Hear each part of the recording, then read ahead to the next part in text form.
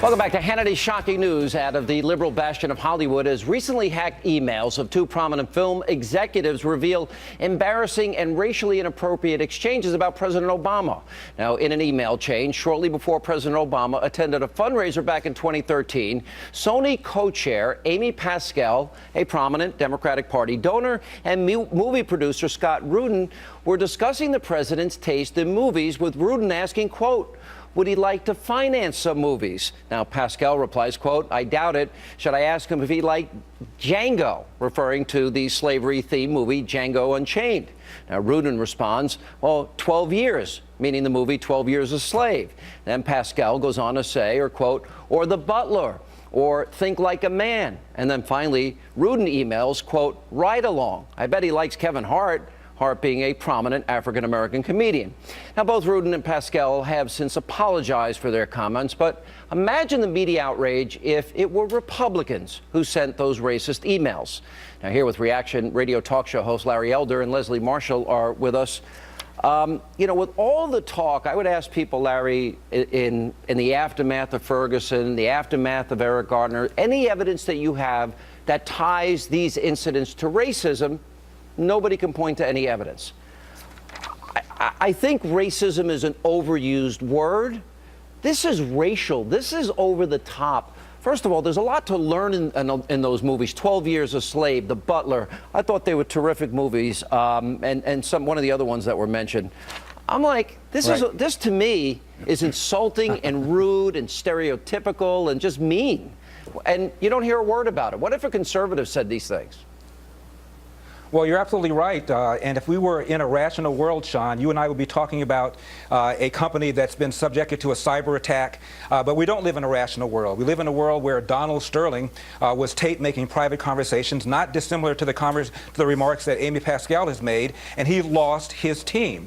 I'm not sure why the same thing ought not apply here. You have a woman who's not only ridiculing the president, she's ridiculing important black movies like 12 Years a Slave, like The Butler, like The Help. How come that isn't deemed to be racist? How come she's not going to lose her job?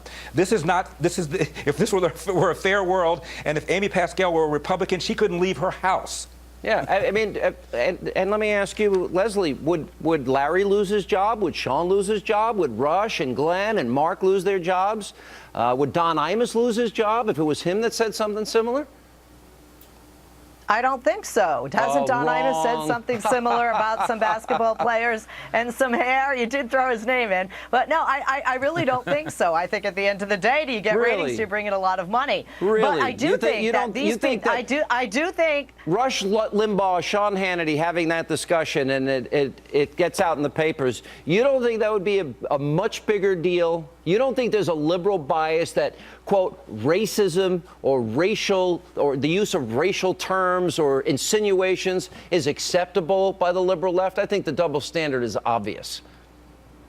I do think that there is not a double standard. I do think it's acceptable, I have to say, as a white chick, that when an African-American makes such a remark, there is a pass given. But these people are not African-American. And I do think there are liberals today that are defending these people, but I don't think there's any difference. I think their remarks are racial. I think they are wrong. And although they've made an apology, we'll see what the big names who are especially African-Americans start.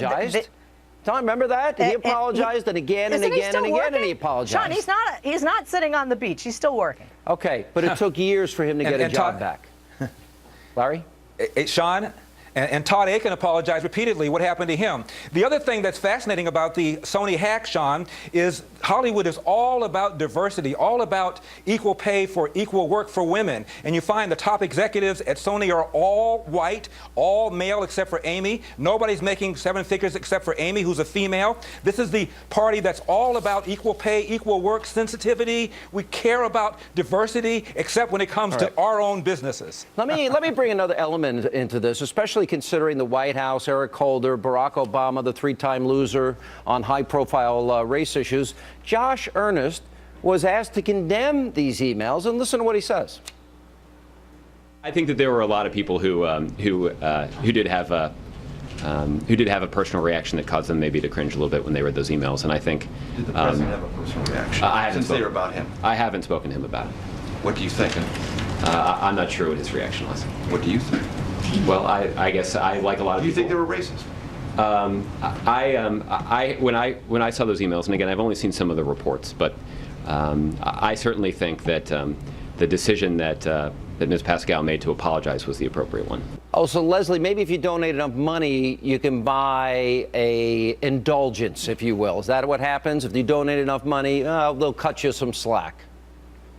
Oh, I think anybody knows, left or right, Sean, if somebody writes a big enough check, they are forgiven. But, you know, let's look at some of the people in the past. If you're female NBA players, if you're an entire race of people, this is one man, the President of the United States. I don't hear President Barack Obama asking for them to step down or asking that they be fired or having anybody in his administration. But if a conservative did it, I don't believe he would call and ask them to step down I find the whole either, thing even if it was a insulting and conservative and rude they'd give him a dime. the use of stereotypes and just mean at the end of the day. Larry?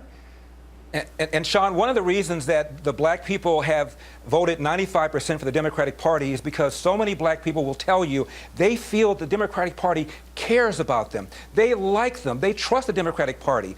You scratch a liberal, you often find somebody like Archie Bunker who deep down inside has what I call that soft bigotry of low expectations. They really believe that black people are good people, but they just really can't compete. Therefore, we're going to lower the standard so that you can make it. That's how many liberals feel, and that's what these emails, in my opinion, Sean, reveal. All right, Larry, Leslie, thank you both for being with us.